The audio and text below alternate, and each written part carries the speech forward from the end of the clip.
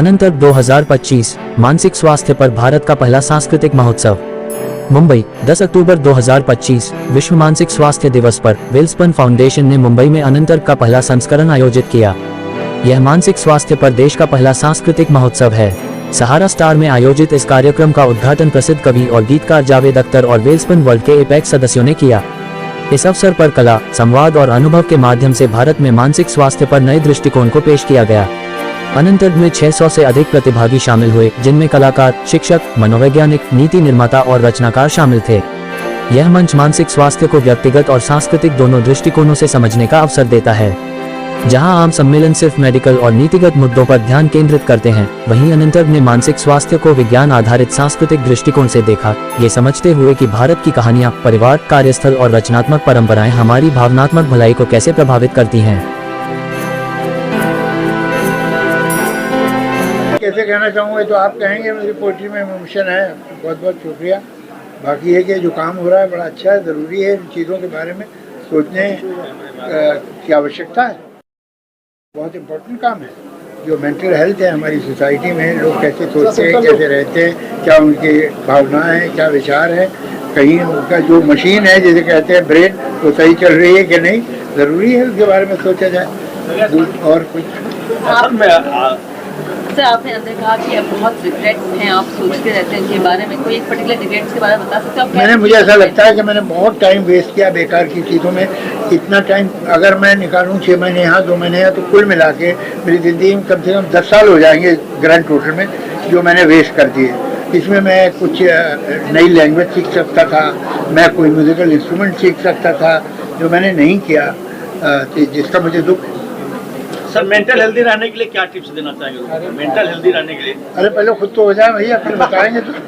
जावेद साहब, जिस तरह ये आज प्रोग्राम रखा गया था उस संदर्भ में आप जनता को क्या मैसेज देना चाहेंगे? नहीं, मैं जनता को मैसेज देना बड़े लोगों का काम है।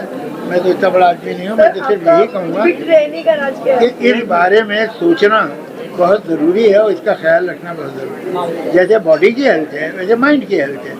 अब हम जिम्नेजियम तो बहुत है हमारे पास, जिमिंग करते हैं, जिमिंग तो ये जिमिंग तो है, लेकिन ब्रेनिंग के लिए भी तो कुछ करना चाहिए ना, वो भी जरूरी है। आपने अपने माध्यम से आज तक बहुत पिक्चर है, गाने और बहुत पोइट्री लिखे जो बहुत ही अच्छे हैं। तो ऐसी कौन सी बात है जो आप अभी भी चाहते हैं कि मेरी बात लोगों तक पहुँचे? वो ऐसी कौन सी बात है जो एक बात नहीं है, लेकिन मुझे ऐसा लगता है कि मैं जितना लिखा है उससे ज़्यादा लिख सकता था और लिख सकता हूँ।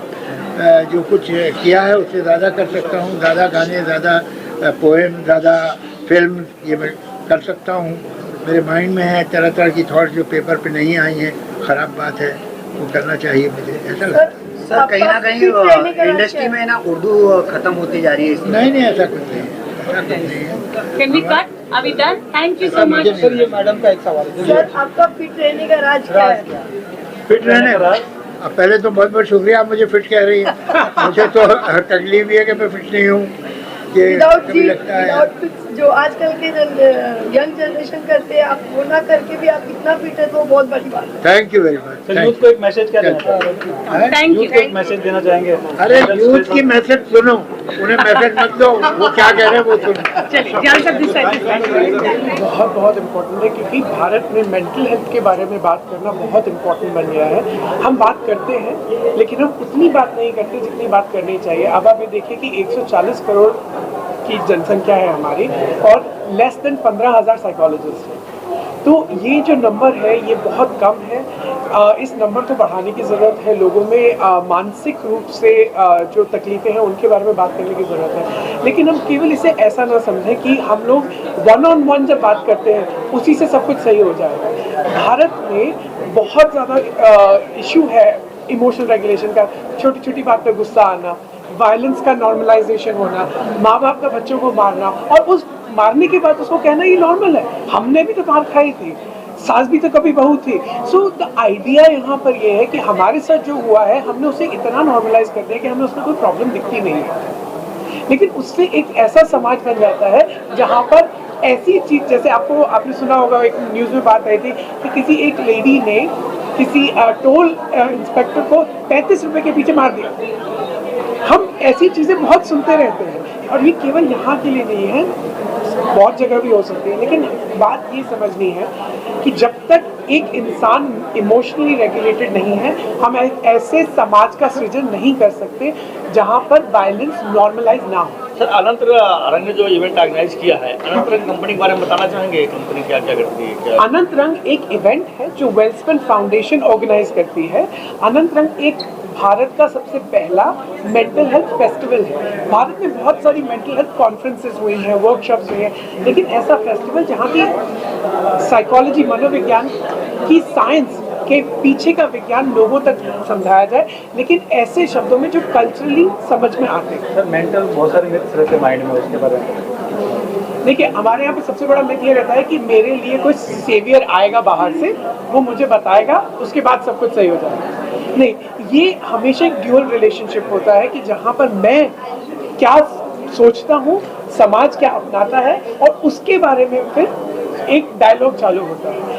ये कभी नहीं हो सकता कि बस मैं जो सोचता हूँ वो सही है या जो समाज सोचता है वो ही सही है। तो इसका एक डायलॉग होना बहुत ज़रूरी है। अर्ली एडॉप्शन के लिए, यानी स्कूल में होता है जैसे प्रोग्राम होता है, सेक्सुअल एजुकेशन होता है, तो उसमें आपके कुछ प्रोग्राम्स प्लान है या आप कर रहे हैं? नहीं, अभी तक हमने वहाँ प्लान नहीं किया, लेकिन आपका सवाल बहुत सही है। इमोशनल रेगुलेशन एक ऐसा सब्जेक्ट है, इमोशनल एजुकेशन एक ऐसा सब्जेक्ट है जो बहुत बार हमें स्कूल में पढ़ाया जाना चाहिए। हमें स्कूल में बहुत सारी ऐसी चीज़ें पढ़ाई जाती हैं जो हम रोज़मर्रा में यूज़ नहीं करते, लेकिन एक ऐसा इंसान कौन है जिसके साथ आप 24 घंटे रहते हैं, पूरे जीवन रहेंगे आप खुद, लेकिन हमें अपने बारे में उतनी चीज़ें नहीं सिखाई जाती। तो सेल्फ लीडरशिप एक ऐसा स्कूल में, हर स्कूल में एक सब्जेक्ट होना चाहिए जिसमें कि स्टूडेंट्स ये समझ पाए कि खुद को कैसे समझना है, खुद के साथ कैसे जीवन जीना। सर, मेंटल फिट रहने के लिए क्या टिप्स देना चाहेंगे लोगों को? मेंटल फिट रहने के लिए क्या 4 टिप्स देना चाहूँगा। पहले तो आप खाना ठीक खाएं। जैसा अभी हमारा एक सेशन चल रहा है अंदर, वो आपको बताएंगे कि अगर आपके खाने में प्रोटीन बिल्कुल नहीं है और आपके खाने में केवल कार्ब्स हैं, चावल, पूड़ी, मेरे को भी अच्छा लगता है खराब नहीं है, लेकिन अगर आपका खाने में प्रोटीन नहीं है, आपका खाना बैलेंस नहीं है, तो आपका गट बैलेंस नहीं होगा, और आपका गट बैलेंस नहीं है तो आपका दिमाग बैलेंस नहीं होगा। दूसरा, एक्सरसाइज किसी भी तरह की, ज़रूरी नहीं है आपको जिम जाना, आप योगा कर सकते हैं, आप स्विमिंग कर सकते हैं, आप भाग सकते हैं, आप खाना खाने के बाद चल सकते हैं। तीसरा, सबसे इम्पोर्टेंट अच्छे रिलेशनशिप्स होना। आपके पास 3 या 4 ऐसे दोस्त होने चाहिए जिनको आपको पता रहे कि मैं रात को 3 बजे भी कॉल कर सकता हूँ। आपको ऐसा ना लगे कि आप इस पूरे दिन में अकेले हैं, और अगर आपको ऐसा लगता है तो प्लीज़ जितना आप अपने करियर में इन्वेस्ट करते हैं उतना ही आप इन्वेस्ट करें दोस्तों में।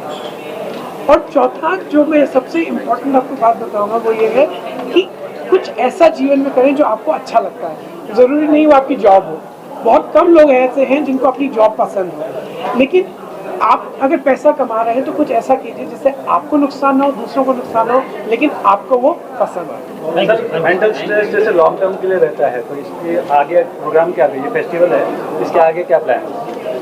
यहाँ से अवेयरनेस हम ये जनरेट करना चाहते हैं कि अगर आपके पास लॉन्ग टर्म मेंटल स्ट्रेस है तो आपको किसी से बात करने की ज़रूरत है, आपको कहीं जाने की ज़रूरत है। और यहाँ से सबसे बड़ा जो हम काम करना चाह रहे हैं वो ये है कि ये स्टिग्मा हट जाए कि किसी के पास जाके बात करने का मतलब ये नहीं कि तुम पागल हो। इसका बात करने का मतलब ये है कि आप ह्यूमन हैं, आप इंसान। सर, आज के यूथ को क्या मैसेज देना चाहेंगे?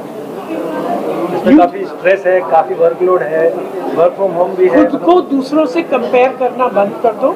आपकी जर्नी आपकी है, दूसरों की जर्नी दूसरों की है। सर, हाँ जी, एक लास्ट क्वेश्चन कि सर, इसमें तो मेंटल में ज़्यादातर वुमेन से, मतलब लेडीज़ लोग को ही ज़्यादा मेंटल वो हैरेसमेंट होती है, तो उनके लिए क्या कहना चाहिए? देखिए, इसको हम जेंडर के हिसाब से ना डिवाइड करें तो अच्छा है, लेकिन अगर ऐसा लग रहा है कि औरतों के ऊपर ज़्यादा मेंटल हरासमेंट हो रहा है, कि हरासमेंट एक अलग बात है, हरासमेंट के लिए तो आप सबको कंप्लेन करनी चाहिए। आप ये देखिए कि अगर एक माँ, एक बेटी, एक बहन अगर ज़्यादा इमोशनली रेगुलेटेड है तो उसका बच्चा उतना ही इमोशनली रेगुलेटेड होगा। बहुत बार ऐसा होता है कि हम पेरेंट्स खुद की एंग्जाइटीज बच्चों पे डाल देते हैं, खुद के डर बच्चों पे डाल देते हैं। तो जब एक आप पेरेंट तभी बने जब आपको लगता है कि आप खुद को इमोशनली रेगुलेट कर सकते हैं। Thank you very much.